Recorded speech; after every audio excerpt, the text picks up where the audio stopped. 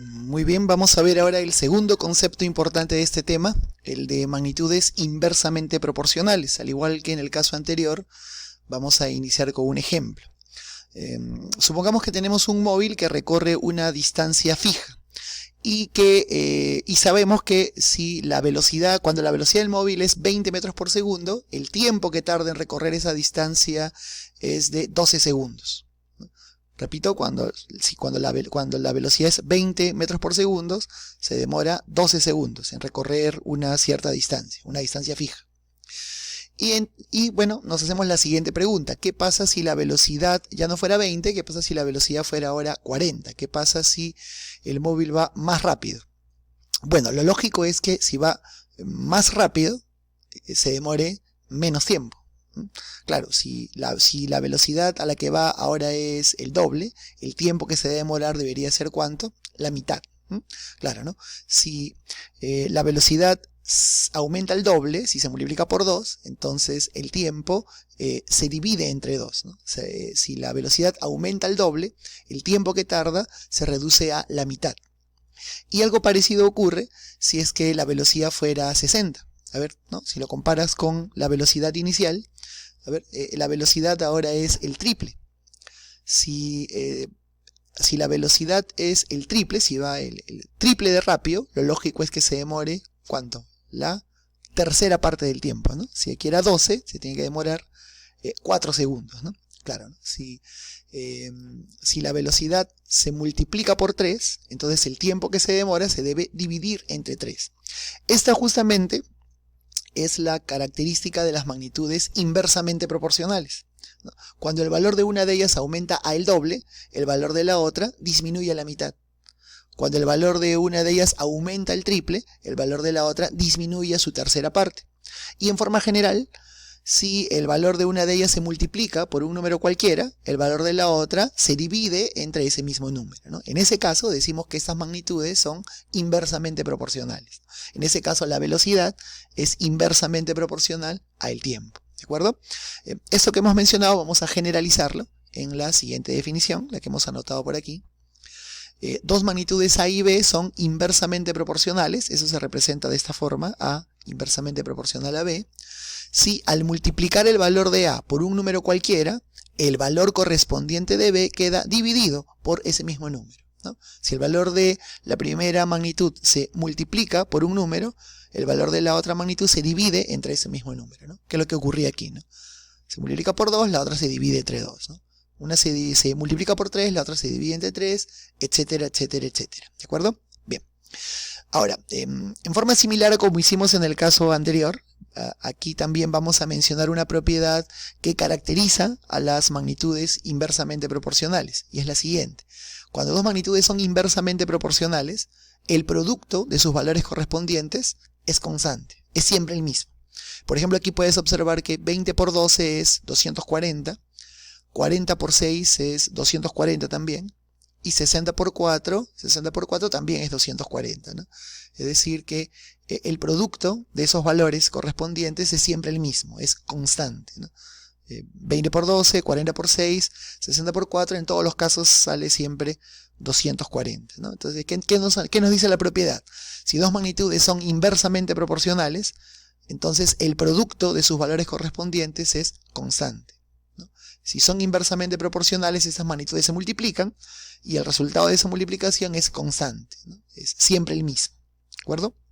Esa, repito, es la propiedad que caracteriza las magnitudes inversamente proporcionales y es la que vamos a utilizar para resolver los problemas luego. Antes de eso vamos a mencionar algo similar también a lo que mencionamos en el caso de magnitudes directas. Si los valores de estas magnitudes inversamente proporcionales se llevan a un gráfico, ¿no? Como lo he hecho por aquí, ¿no? Son los mismos valores de la tabla. Cuando la velocidad es 20, el tiempo es 12. Cuando la velocidad es 40, el tiempo es 6. Cuando la velocidad es 60, el tiempo es 4. Entonces el gráfico que se forma ya no es una recta, ¿no? Sino es una curva descendente.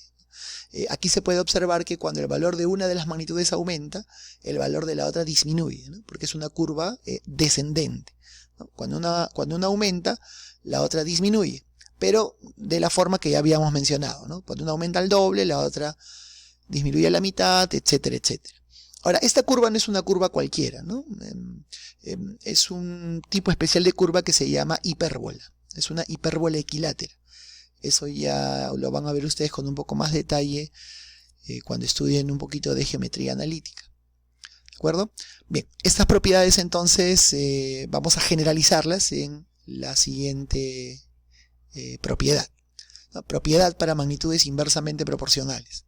Si dos magnitudes son inversamente proporcionales, entonces el producto de sus valores correspondientes es constante.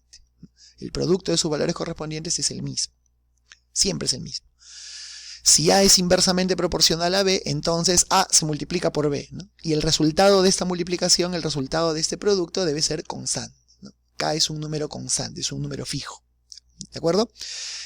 Y bueno, si tuviéramos una tabla donde aparecen los valores de A y los valores correspondientes de B, entonces se cumple lo que ya hemos mencionado, que el producto de esos valores correspondientes debe ser constante, debe ser siempre el mismo. A sub 1 por B sub 1 igual a A sub 2 por B sub 2 igual a A sub 3 por B sub 3, ¿no? Siempre deben dar el mismo producto. Y como ya se mencionó también, si esos valores se llevan a un gráfico, a un plano cartesiano si quieres, el gráfico que se obtiene es una curva descendente que se llama hipérbola. Y aquí aprovecho también para mencionar esto, ¿no? Cuando son inversamente proporcionales, el producto de A por B es constante. Si este B lo pasamos a dividir, tenemos que A es igual a la constante dividida entre B, y esta justamente es la forma que tiene la ecuación de una hipérbola equilátera, ¿no? Que es el nombre que toma esta curva, ¿no? Esa es otra forma en la que se puede expresar esta misma propiedad. ¿De acuerdo? Muy bien. Vamos a mencionar, vamos a resolver ahora un pequeño ejemplo utilizando esta propiedad, ¿no? Aplicación número 2. Nos dicen lo siguiente. La densidad de una sustancia de masa fija es inversamente proporcional a su volumen. Si 48 centímetros cúbicos de esta sustancia tienen una densidad de 8 gramos por centímetro cúbico, ¿cuál será su densidad si la sustancia se comprime a 32 centímetros cúbicos? Si su volumen se reduce a 32 centímetros cúbicos, ¿cuál será su densidad? ¿De acuerdo? Muy bien, nos dicen que la densidad es inversamente proporcional al volumen. Claro, aquí la idea sería la siguiente, ¿no? Si el cuerpo tuviera el doble de volumen, entonces tendrá la mitad, la densidad será la mitad. Si tuviera, si el volumen fuera el triple, la densidad sería la tercera parte, y así sucesivamente, ¿no? Son magnitudes, como nos dicen, inversamente proporcionales.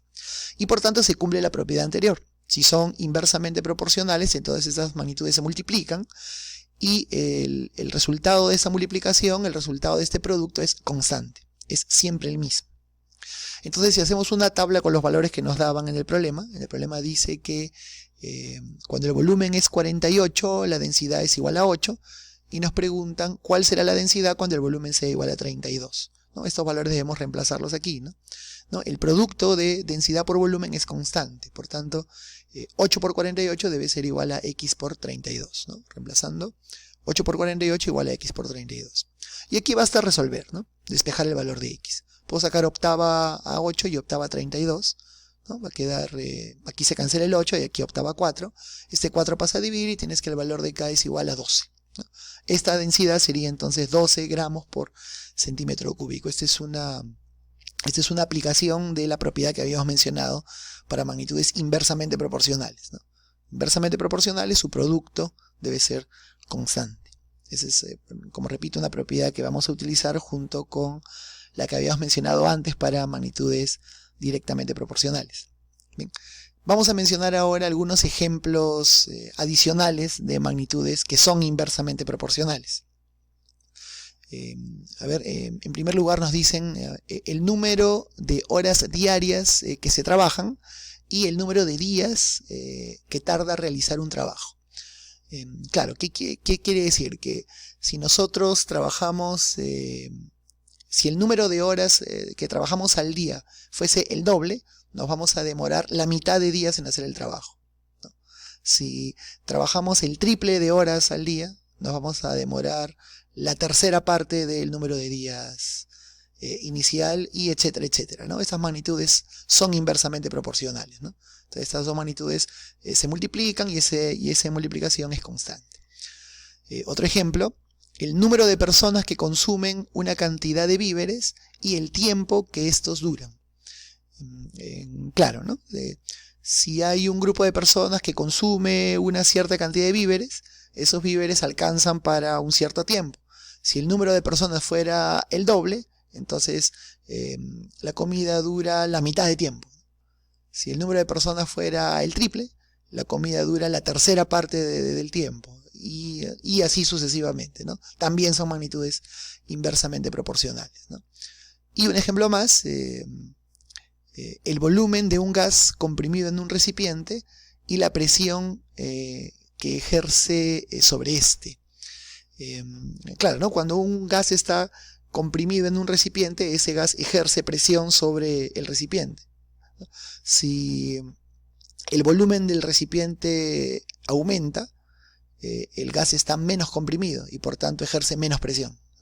Si el volumen aumenta al doble, la presión disminuye a la mitad y por tanto son inversamente proporcionales, que es lo que nos están diciendo en el ejemplo, ¿no? Son algunos ejemplos de magnitudes inversamente proporcionales.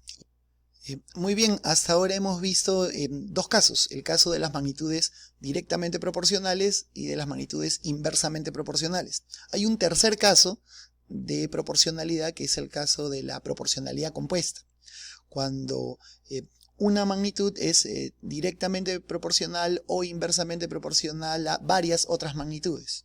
Es el caso de la proporcionalidad compuesta, pero ese caso ya lo veremos en el siguiente video.